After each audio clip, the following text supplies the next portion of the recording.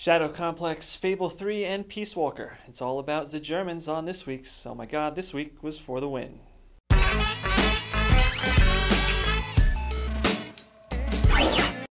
Welcome back for this Gamescom-centric edition of Oh My God, This Week Was For the Win. I'm your host, Luke Brown. Please hold all your applause. You might remember me from Hadcode Games, the new releases show, or as the guy who can't stop thinking about how fucking hot Olivia Wilde is going to look in one of those skin-tight suits in Tron 2. There's been quite a bit of news this week, and it's all looks ripe for satire, so let's get to it and hope it's funny. Author Orson Scott Card is most well known for two things, being author of Ender's Game and for being an absolutely insane homophobe. Normally this wouldn't be a big deal on this show. Homophobes aren't generally worth the time and effort it takes to make fun of their complete lack of intelligence, right-wing Catholicism, or overall shittiness. But because of Card's contributions to the epic Xbox arcade title Shadow Complex, an uprising of sorts is starting across the internets to boycott the game.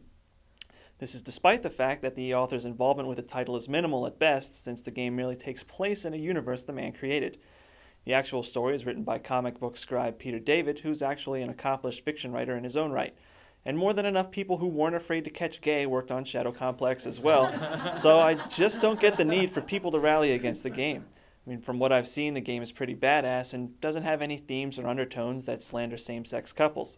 It's not like people not purchasing this game is going to get conservative states to overturn their stances on the sanctity of marriage, or any of that other bullshit. Look, I'm all for making a point, but when you're taking a stand against the wrong people, you come off more like a douchebag that's a bit self-righteous than someone rallying for the cause. To be honest, this whole situation seems a bit gay. Yes. Dude, don't say gay.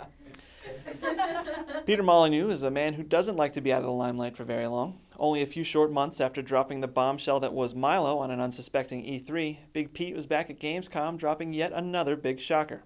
Fable 3 would be out during the holiday season of 2010. The game will take the Fable 2 model of becoming a renowned hero or villain one step further by giving players the chance to rule as a king or queen.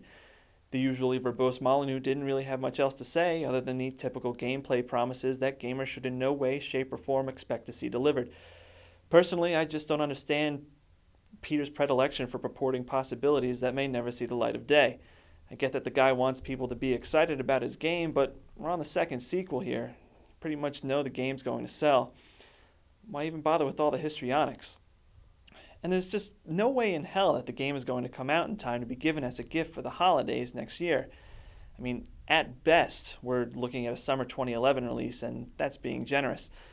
Perhaps what Mr. Molyneux should be doing, instead of hyping himself up and making sure people still listen to his bullshit, is get back to work on his game, so maybe, just maybe, he can actually come through on a few of those claims he's been bandying about. Probably not. In a letter to Metal Gear Solid fans, Hideo Kojima related that the latest incarnation of the series, the PSP game Metal Gear Solid Peace Walker, will require hundreds of hours to complete. At best, any of the other games in the series lasted 30 hours tops. Even the best and longest RPGs on the PSP don't last longer than 100 hours, so what in the world can this MGS game have that's going to make it last so long? According to our sources, the actual game will last somewhere around 15 to 20 hours, but the bulk of the rest of the game is insanely detailed and complex interactive historical documentary on the timeline and interwoven plots of every game in franchise history, being spearheaded by the one and only Ken Burns. The idea first came about when Kojima himself admitted in an interview with Eurogamer that he too gets confused with the saga of Metal Gear Solid.